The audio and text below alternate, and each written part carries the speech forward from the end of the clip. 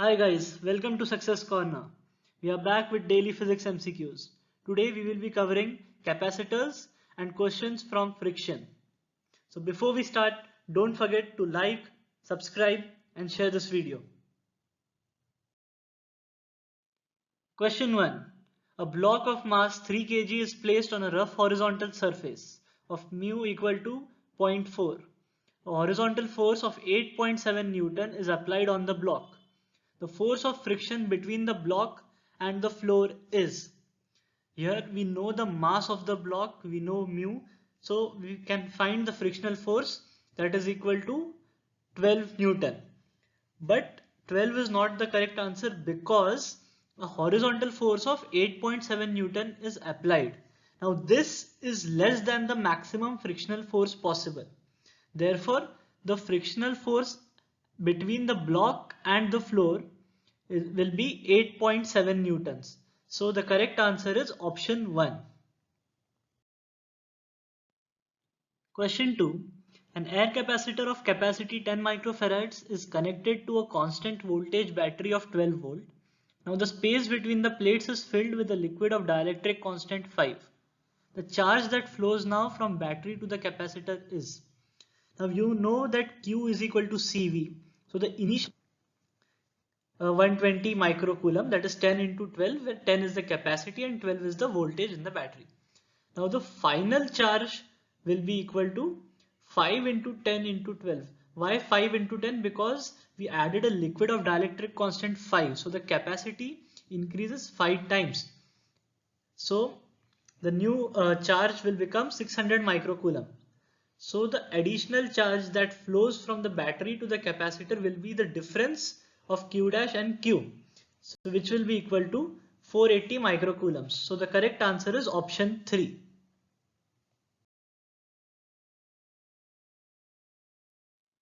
Question 3.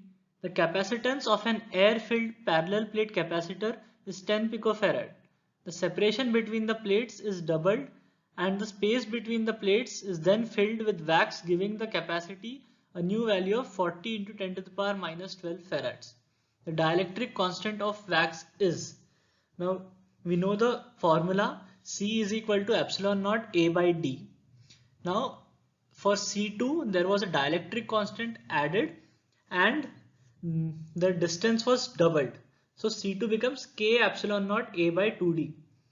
So when we take the ratio C2 by C1 is equal to K by 2, we know the initial and the final capacitance. So when we divide it, we get K is equal to 8. So the correct answer is option 3. Question 4. Inertia is that property of a body by virtue of which the body is. Now in this question, all the options are somewhat similar and all of them seem correct, but you have to choose the most suitable answer. So here the most suitable answer is unable to change by itself the state of rest or of uniform motion. So the correct answer is option 4. Question 5. The resultant capacitance of given circuit is.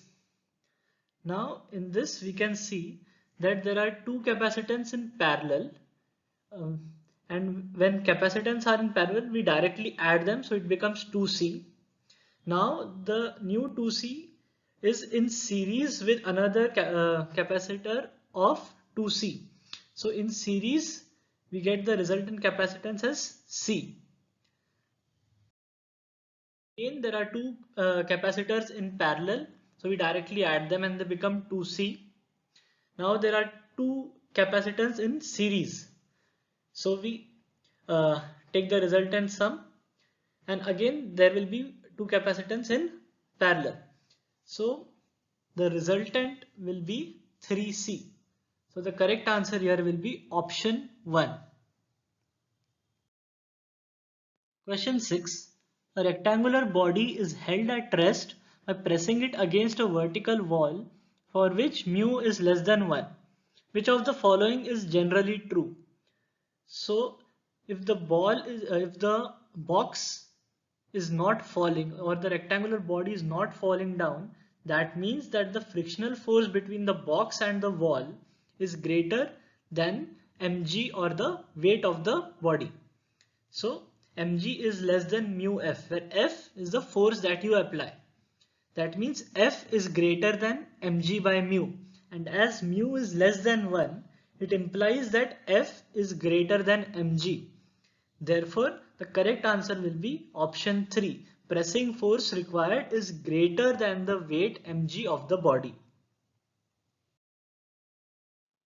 Question 7. A variable condenser is permanently connected to a 100-volt battery.